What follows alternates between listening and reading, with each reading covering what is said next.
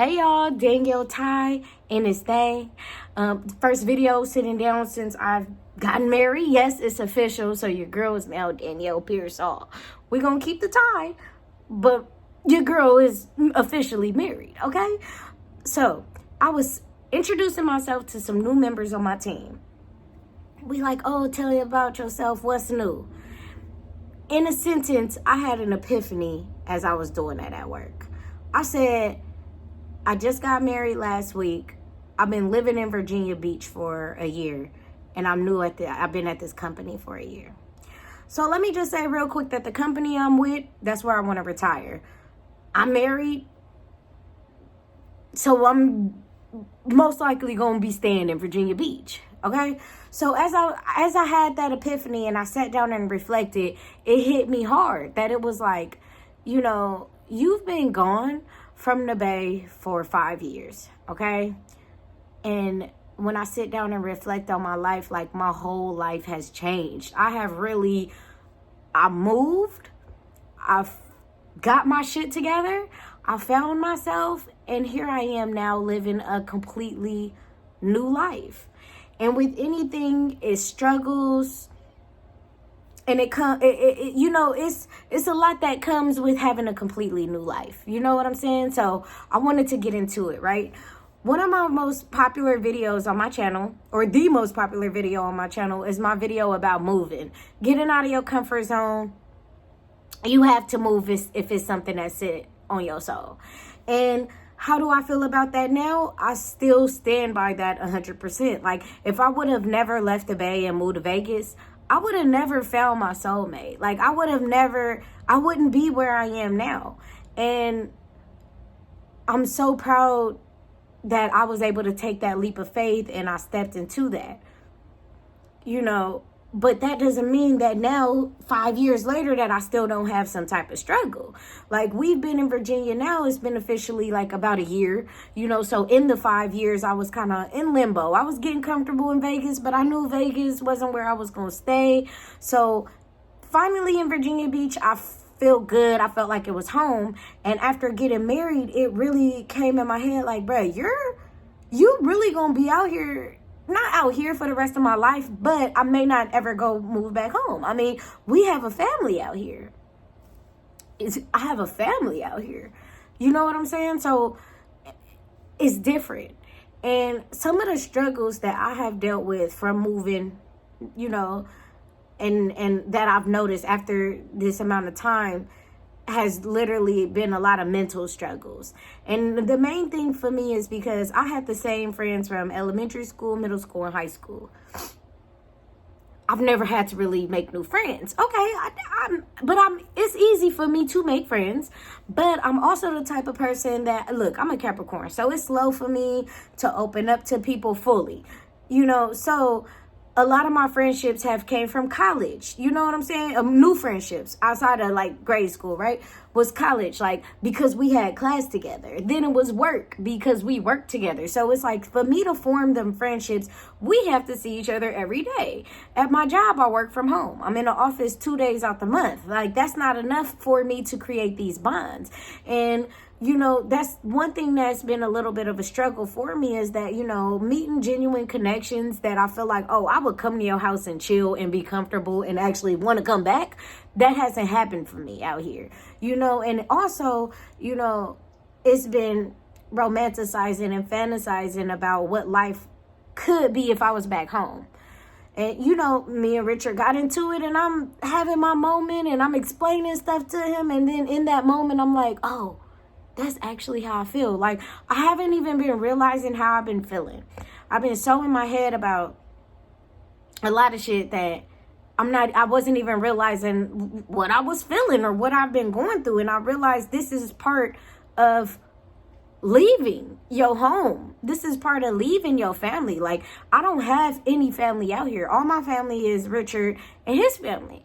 And that has been a struggle for me because it's like no friends, no family. I have nobody who knows me, like really knows me. Like, Richard knows me and I don't have to explain or, you know, nothing to him. But, you know, when it comes to other things, it's like just being a person in the Bay Area people know you because we speak the same language. You know what I'm saying? And it's like, I'm living in a completely different place. We speak in English, but we speak in two different languages. And something that I realized that I do miss from back home is that people understand me because of where I'm from. It's not even just family and friends. They know me the best. They know me the most, but it's about having that familiarity at home. You know what I'm saying? That I don't have here, that I have to build. And I may not have that feeling for a long time. And from not having that feeling, it makes me romanticize and fantasize that back home shit would be different. Like, you know, I'm thinking, like, me and my dude talk about it all the time. Like, when I was at home, I used to feel so like nobody had enough time for nobody. Everybody was catting off. Catting off mean nobody, you know, was serious about look, it's hard for me to explain what catting off mean, but because I've been using that word forever. But people flaky, you know what I'm saying? Or people wasn't, you know, it just wasn't what you thought it was back home. And I remember when I used to be in that feeling around people who was fake or flaking, or I felt like, you know, it was just like, what am I doing here? I'm wasting my time. I forgot I used to feel like that. So from being gone for so long, I'm not thinking that that's how it would be if I was back home. I'm thinking, oh my God, I'm missing out on so much stuff. I'll be around family and my friends all the time. I'll be getting to know my nephew. I'll be doing this. I'll be doing, like, all of that is true, but to what extent?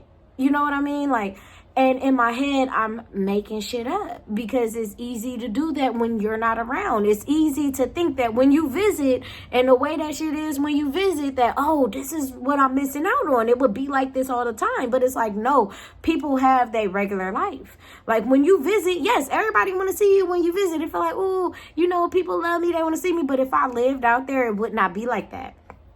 And I needed that wake-up call. So a lot of the times me and Richard talk about that. Like, things are different when you leave. And then, you know, you paint this image that it's going to be like that. And then when you get back home, sometimes you can be reminded why you moved in the first place.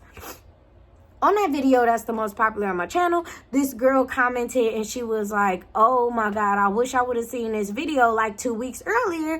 She was like, because I moved back home and I'm back in the same situation that I left. And she was just like, you know, I left, I was struggling. I was gone for a couple of months.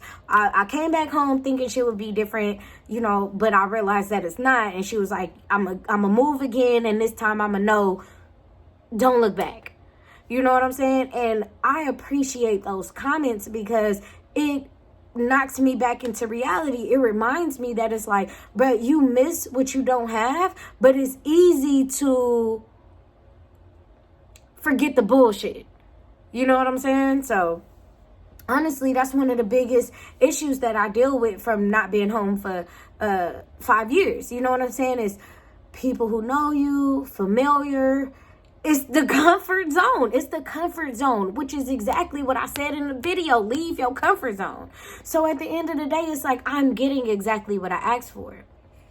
And what made me think about this video is because when I sit and reflect, I need to really pat myself on the back and give myself credit that you did something brave, you did something bold, and you did what you wanted to do. You accomplished what you wanted to accomplish. And it's like, you've been through a lot of shit, bruh.